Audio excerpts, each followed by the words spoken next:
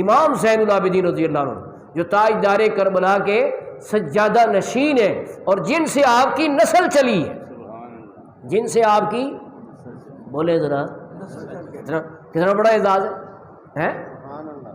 تو اعلیٰ حضرت نے جب آپ کا ذکر کیا نا فارسی میں، ایک بڑا خوبصورت آپ کے لیے لقب چنا ہے کہ جیسے حضرت نوح علیہ السلام کو آدم ثانی کہا جاتا ہے کہ ان کے بعد آدم علیہ السلام کی نسل ان سے چلی ہے، نوح علیہ السلام سے، تو ان کو آدم ثانی کہتے ہیں۔ تو حضرت امام زین العابدین کو اعلیٰ حضرت نے آدم آل ابا کہا، آدم آل ابا، حضور کی نسل کے آدم، یہ حسینی سادات ان سے چلی ہے۔ تو کہتے ہیں باقی اسیاد سجاد یا شاہ جواد خضر ارشاد آدم آل ابا امداد کن، یہ فارسی میں اعلیٰ حضرت آپ کی بارگاہ میں عرض کرتے ہیں کہ آدم آل ابا ہے۔ اور امام زہری ایک بڑا خوبصورت لقب آپ کے لیے بولتے ہیں، یہ طبقات ابن سعد میں ہے، ابو الحسینیین، حسینیوں کے باپ، حسینی سادات کے آپ کیا ہیں؟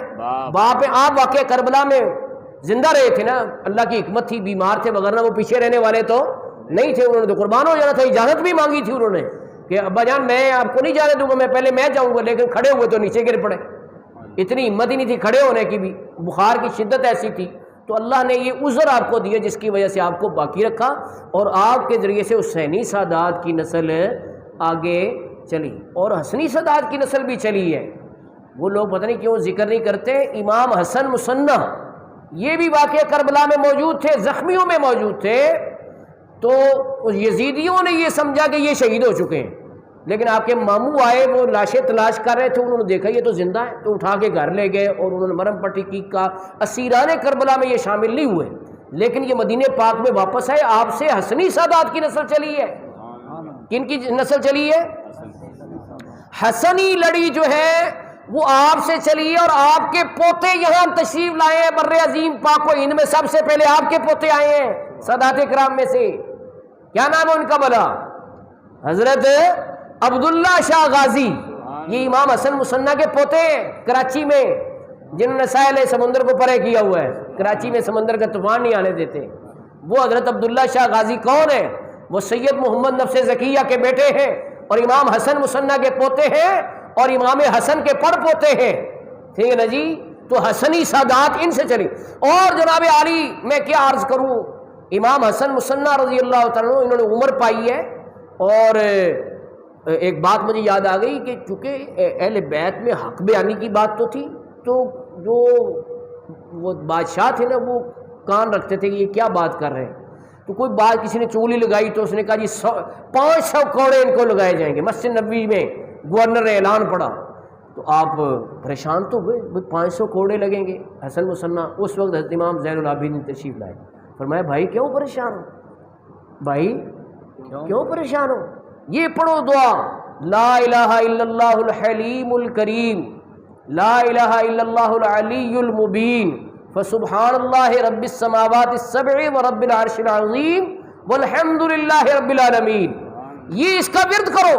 انہوں نے ورد کرنا شروع کیا، جیسے وہ اعلان پڑھ کے ختم ہوا، اس نے حضرت حسن مصنع کی طرف گورنر نے دیکھا، کہنے لگے یار ان کو کوڑے لگانے کو جی نہیں کرتا، میں خلیفہ سے دوبارہ بات کرتا ہوں اور اس کا یہ آرڈر کینسل کرانے کی کوشش کرتا ہوں خود ہی۔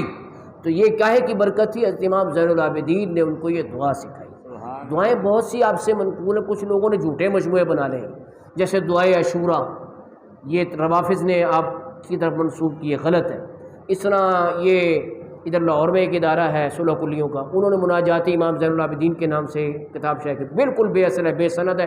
اگر آپ مناجات شائع کرتے تو ایک ایک کی سند متصل کرو امام زین العابدین سے، تو جو ان سے منقول دعائیں ہیں وہ کیوں نہیں یاد کرتے، جو سند والی ہیں، صحیح سند والی ہیں وہ پڑھو۔ جن میں سے ایک دعا میں آپ کو بتاتا ہوں، آپ حجر اسود کے پاس نوافل پڑھ رہے تھے، طاووس، امام طاووس ایک بہت بڑے تابعی اور محدث ہوئے ہیں، وہ کہتے ہیں بڑا سنہری موقع آ گیا، امام زین العابدین رات کے وقت تشریف لائے ہیں اور سین کعبہ میں نفل پڑھ رہے ہیں، اب میں دیکھوں گا یہ کون سی دعائیں مانگیں گے، میں بھی وہ دعائیں یاد کروں۔ امام طاووس اس کے راوی ہیں، کہتے ہیں جب وہ فارغ ہوئے دعا کے لیے انہوں نے ہاتھ اٹھائے تو میں سن رہا تھا، آپ یہ دعا کر رہے تھے، اللہم عبیدک بفنائک، عبدو کا نہیں کہا، کیا کہا؟ عبیدک، عبید کا مطلب حضرت سے پوچھیں ادنا بندہ تیرا، ہائے ہائے، وہ غرور سے بات نہیں بنتی، رب کے ہاں عاجزی سے بات بنتی ہے۔ امام زین العابدین جو تاجدار کربلا کے جانشین ہیں، ائمہ اہل بیت میں سے ہیں، وہ یہ نہیں کہتے یا اللہ میں نے تیرے لیے اتنی قربانیاں پیش کی، میں نے تیری راہ میں اتنا خرچ کیا کہ 2 مرتبہ گھر کا سارا مال خیرات کر دیا، میں نے تیری خاطر اتنے حج کیے، میں روز 1000 نفل پڑھتا ہوں۔ نہیں، کیا کہتے؟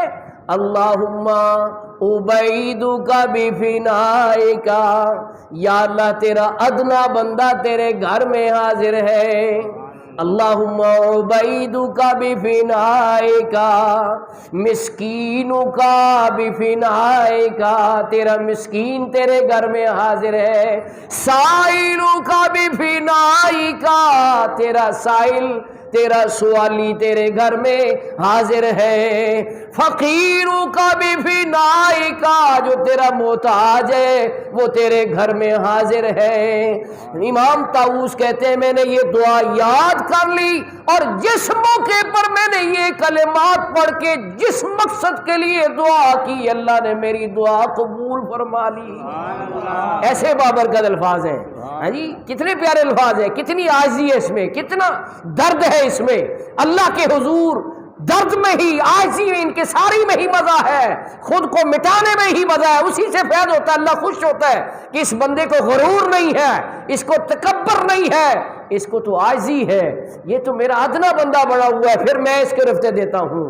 جب اللہ کے حضور کو عاجزی کرتے ہیں، من تواضع للہ فقد رفعہ اللہ، اللہ پھر اس کو عظمتیں دیتے ہیں۔ پھر سنو ذرا الفاظ، اللہم عبیدک بفنائک، بہت آسان الفاظ ہیں، ان میں سے عبید بھی ہمارے ہاں استعمال ہوتا ہے، ٹھیک ہے نا، مسکین بھی استعمال ہوتا ہے، صرف کاف خطاب کا وہ ساتھ لگا ہے۔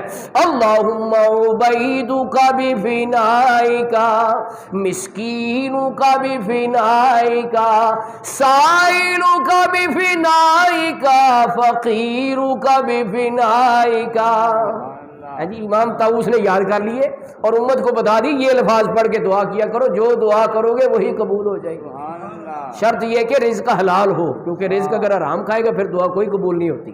اچھا، تو میں یہ عرض کر رہا ہوں، امام زین العابدین جن کا لقب زین العابدین ہے، نام کیا ہے؟ علی اوسط۔ نام کیا ہے؟ علی اوسط۔ ایک تھے علی اکبر، ایک تھے علی اصغر۔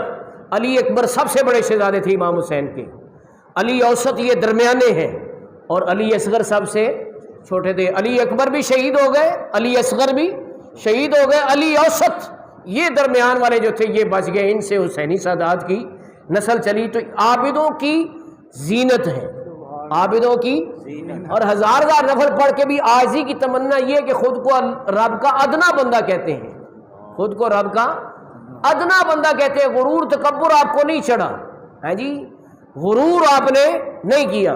یہی وجہ ہے مدینہ منورہ میں رہائش تھی، لیکن جب کبھی مکہ المکرمہ جاتے تو وہاں سین حرم میں علم دین کے حلقات لگے ہوتے تھے، جن میں کہ حدیث شریف تفسیر پڑھائی جا رہی ہوتی تھی۔ تو آپ سیدھے لوگوں کا ازدحام ہو جاتا، ملنے والوں کا، ہاتھ چومنے والوں کا، ہاں جی، بوسہ لینے والوں کا ازدحام ہو جاتا، لیکن آپ سب کو ہٹاتے ہوئے کن کے پاس جا کر بیٹھتے تھے؟ حضرت اسلم مولا عمر، حضرت عمر کے آزاد کردہ غلام حضرت اسلم کے درس میں جا کے بیٹھ جاتے تھے۔ اس پر آپ کے رشتہ داروں نے اعتراض کیا کہ جناب آپ کو قریشیوں کے حلقے میں بیٹھنا چاہیے، سادات کے حلقے میں بیٹھنا چاہیے، آپ سب کو چھوڑ کر بنو عدی کے ایک آزاد کردہ غلام کی مجلس میں شامل ہو جاتے ہیں۔ تو آپ نے پتہ کیا کہا؟ فرمایا بندے کو وہاں بیٹھنا چاہیے جہاں اسے فائدہ ہو۔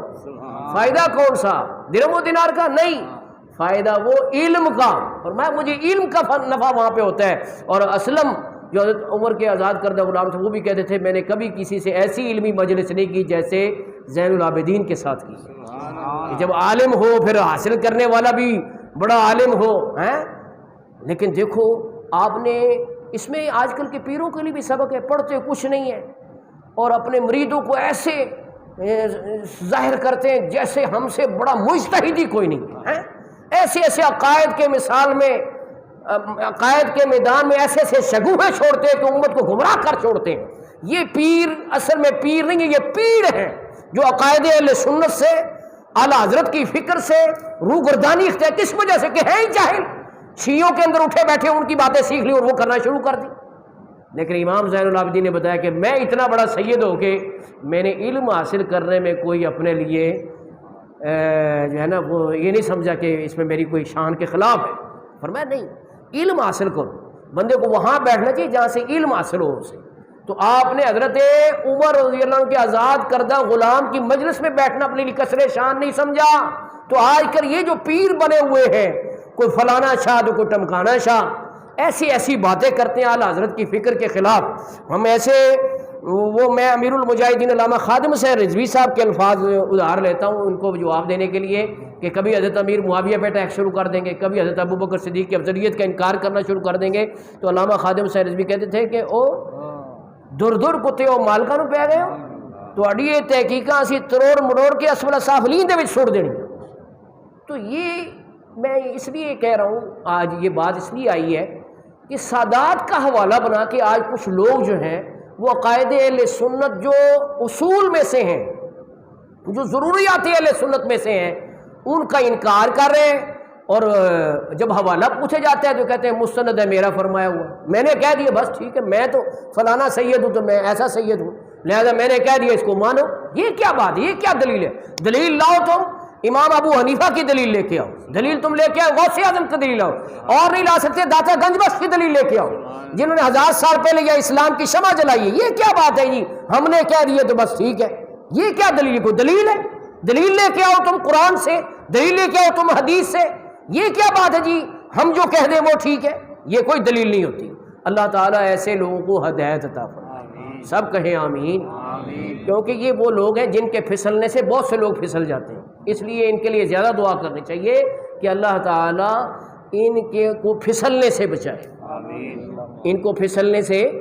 امام ابو حنیفہ رحمۃ اللہ علیہ ایک مرتبہ بارش سے کیچڑ تھی تو آپ ایک بچہ گزرا تھا، اس کو تلقین کی کہ بچے ذرا سنبھل کے گزرنا. انہوں نے کہا جی میں تو گزرتا ہوں لیکن آپ سنبھل کے گزریں. انہوں نے کہا وہ کیوں؟ انہوں نے کہا میں گروں گا تو اکیلا گروں گا، آپ گر گئے تو بڑی دنیا گر جائے گی جو آپ کے پیچھے ہے. تو آپ نے اس بات کو قبول کیا، یہ نہ دیکھا کہ کہنے والا بچہ ہے، اس کی مراد صرف بارش کے پانی سے بچنا نہیں تھا، مگر آپ بچ کے رہے کہ اگر آپ گر گئے تو آپ کے پیچھے بڑی دنیا گر جائے گی، اس لیے آپ بچ کے رہنا. ہاں جی، تو اس لیے میں یہ دعا کرتا ہوں کہ امام زین العابدین کے اس واقعے سے درس حاصل کریں. آج کل کے پیر جو کہ لوگوں کو اس طرح سے گمراہ کر رہے ہیں اپنی روزی روٹی اور اپنے نذرانے بٹورنے کے لیے، پیسے وصول کرنے کے لیے، کہ بالکل پرواہ نہیں کرتے کہ ہم قرآن و سنت کا بھی کچھ علم حاصل کر لیں اور اس کی روح سے کوئی بات کریں، کوئی دلیل سے بات کریں. تو آپ ایک مرتبہ پھر ان کے لیے دعا کریں کہ اللہ تعالیٰ ان کو ہدایت عطا فرمائے.